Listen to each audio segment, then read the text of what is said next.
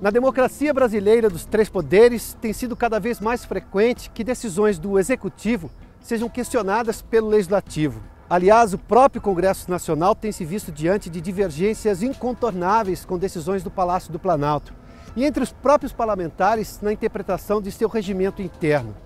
A crise quase que institucional desses dois poderes, não raro, tem sempre terminado com o recurso cada vez mais frequente de sempre se consultar o Supremo Tribunal Federal. Aliás, a judicialização tem sido uma prática muito recorrente de toda a sociedade brasileira. Tramitam no país atualmente quase 100 milhões de processos.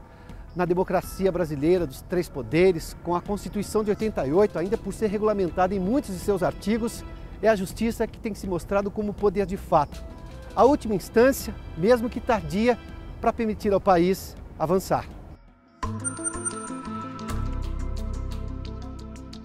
Ministro Edson Fachin, obrigado por o senhor ter nos recebido. A Constituição brasileira está precisando ser interpretada a todo momento, as coisas não estão claras, porque esse caso do impeachment, por exemplo, que o senhor concedeu liminar, de novo não se sabia, mesmo com a possibilidade, ou com o pedido, com o clamor, com a apresentação de juristas de argumentação lógica, baseada em fatos de que a presidente pode sofrer um impeachment, não se tinha ideia, e o senhor está trabalhando nisso, o senhor já me falou, de como seria o rito processual do impeachment, em que momento ela pode ser afastada ou se não pode ser afastada, da formação das comissões, em que momento a defesa se dará, qual o prazo para essa defesa.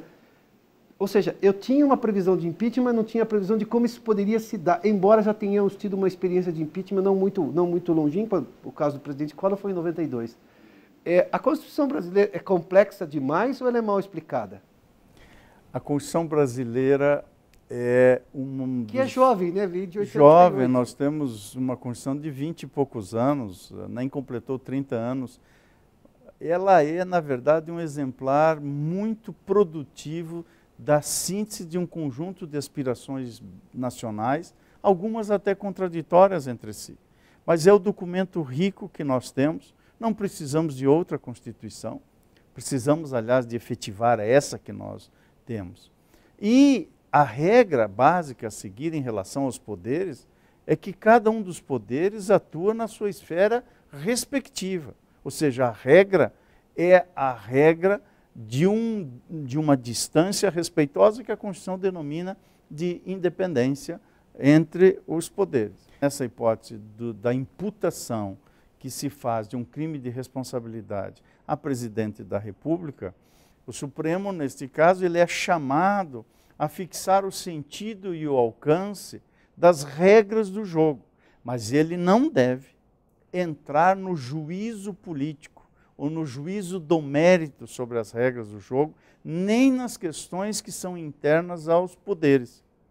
Isto diz respeito ao limite e autonomia de cada um desses poderes. O Supremo, a rigor, não irá, nem poderia fazer nenhuma criação de rito. Ele irá, na verdade, estabelecer o procedimento que deriva desta lei à luz de uma filtragem constitucional. Porque aqui o Supremo irá conjugar a Lei de 1950, a Constituição Federal de 1988, o regimento interno da Câmara dos Deputados, o regimento interno do Senado Federal e o Código de Processo Penal. Esta base legislativa será objeto de uma interpretação à luz da Constituição e alcançará atos eventualmente já praticados, atos em curso e indicará os atos futuros, para num pronunciamento que alcance do princípio ao fim do procedimento, o Supremo já fixe as balizas do seu entendimento constitucional e permita que o processo continue e vá até o seu final, sem que haja uma mácula, sem que se diga que direitos e garantias não foram preservados. Porque o impeachment é um mecanismo que faz parte da vida democrática, está na Constituição brasileira e, portanto, merece ter o seu lugar de dignidade como instrumento de imputação de um crime de responsabilidade preservado, e é isso que o Supremo Tribunal Federal está a fazer. Portanto, por uma razão de cautela e de segurança jurídica, acabou se chamando para o Pleno do Supremo Tribunal Federal um pronunciamento sobre o ponto e sobre o procedimento como um todo. Isso o senhor vê com bons olhos, essa tentativa de deixar claro o que é legal e o que é legal de acordo com a Constituição, de acordo com a lei, para que o processo não sofra uma contaminação? A mesma coisa do chamado mensalão, né? Ação Penal 470, popularmente chamada de mensalão. Todo o esforço do Supremo, e eu como presidente me esmerei nisso, todo o esforço foi no sentido de assegurar legitimidade ao processo. Não é? O Supremo decidir com equidistância, nem praticando o direito penal do inimigo, porque o direito penal do inimigo condena por antecipação, o judiciário se torna não judiciário, mas justiceiro, o que é um desbordamento, uma disfunção. Nem direito penal do inimigo, que condena por antecipação, portanto, nem direito penal do compadrio, que absolve por antecipação. É um direito penal leniente. Aliás, é um judiciário leniente e até cúmplice, não é? Então, nem rajas de sangue no olho, nem ramalhete de flores nas mãos. Não é? Equidistante, equilibrado. E foi assim que o Supremo fez. E agora o papel da Câmara dos Deputados, dessa comissão especial, não é, na Câmara dos Deputados, e se a coisa avançar e chegar até o Senado, o que se tem a fazer é a equidistância, é o equilíbrio, é a legitimidade. Se essa legitimidade for desobedecida, o judiciário está ali de plantão para restaurar, dar um freio de arrumação no processo e no procedimento, não é? De modo a legitimar tanto o processo como o procedimento do chamado impeachment. O papel do judiciário é esse mesmo. Ele está ali, não é? À espera, no aguardo de que alguém bata a sua porta. Por isso que toda hora o Supremo está sendo chamado a mediar esse conflito, é isso? Fica como um poder moderador e que ele não falte a nacionalidade e que cada qual dos integrantes perceba a envergadura da cadeira ocupada. Está tudo dentro do esquadro. Olha, desde que se preserve a democracia, desde que se preserve essa Constituição, né, consagradora da democracia e da teoria da separação dos poderes, na base da harmonia e da independência, desde que não se dê pedalada constitucional, desde que não se pule a cerca da Constituição, tudo se resolve.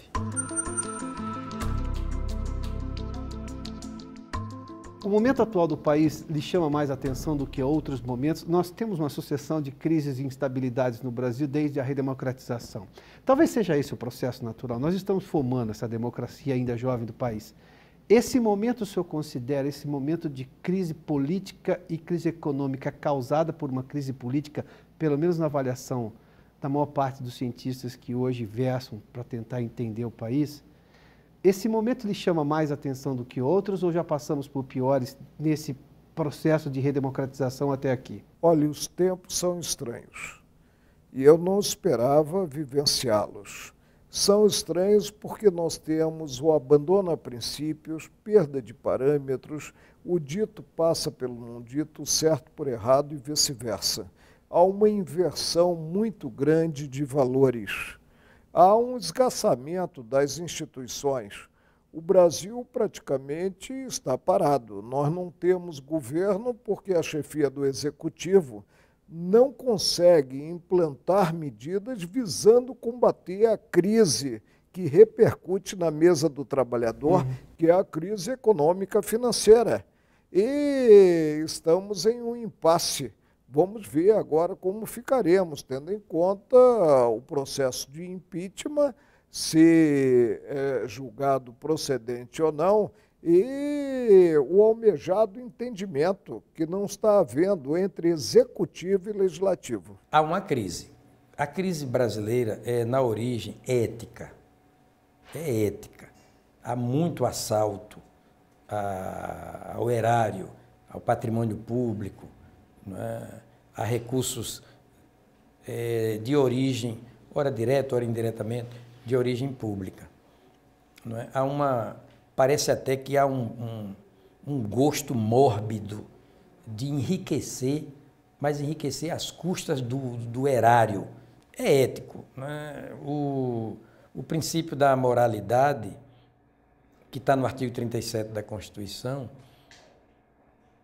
começa, não é, a ser visto pela população como um dever dos administradores, dos governantes, e um direito dos administrados, dos governados.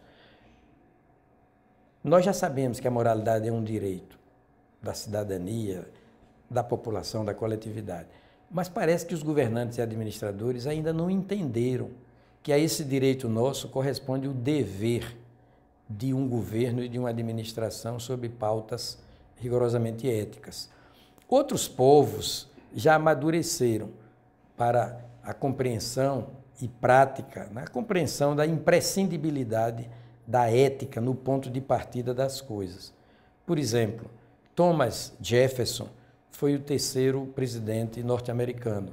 Ele governou de 8 anos, de 1801 a 1808.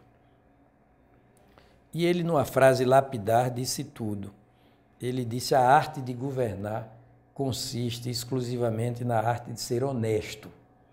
Olha que compreensão maravilhosa das coisas. Eu nunca vi um governante brasileiro dizer algo parecido.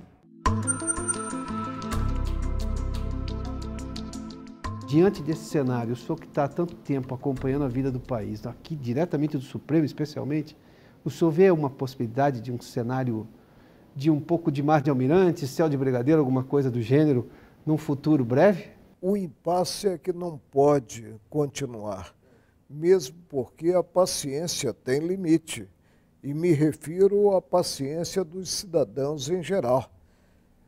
Enquanto houver esse impasse, e me refiro ao impasse considerado executivo nacional e legislativo nacional, a crise econômica financeira, que tanto repercute na mesa do trabalhador, considerado o desemprego e também a ameaça de volta à inflação, estará se aprofundando. A Constituição veio e criou 2 blocos de instituições públicas.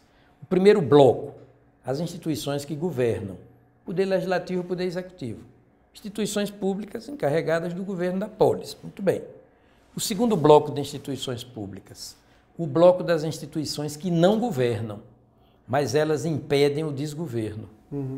Aí você está vendo Polícia Federal, Ministério Público, Poder Judiciário, Tribunal de Contas da União.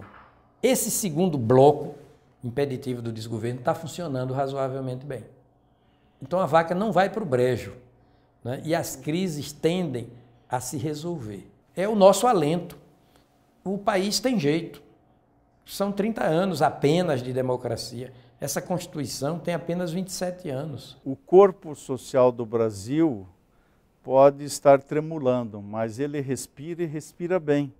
Porque feliz da sociedade que pode ter um legislativo que A ou B possa certamente fazer uma crítica aqui ou acolá, mas é um legislativo que não pode ser acusado de inerte, está procurando cumprir as suas funções, tanto é que o processo de impedimento principiou.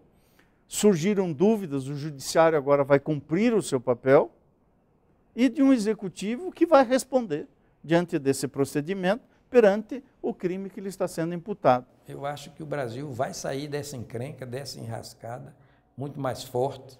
A classe política vai entender que quem não se enquadrar nos moldes da Constituição não tem futuro.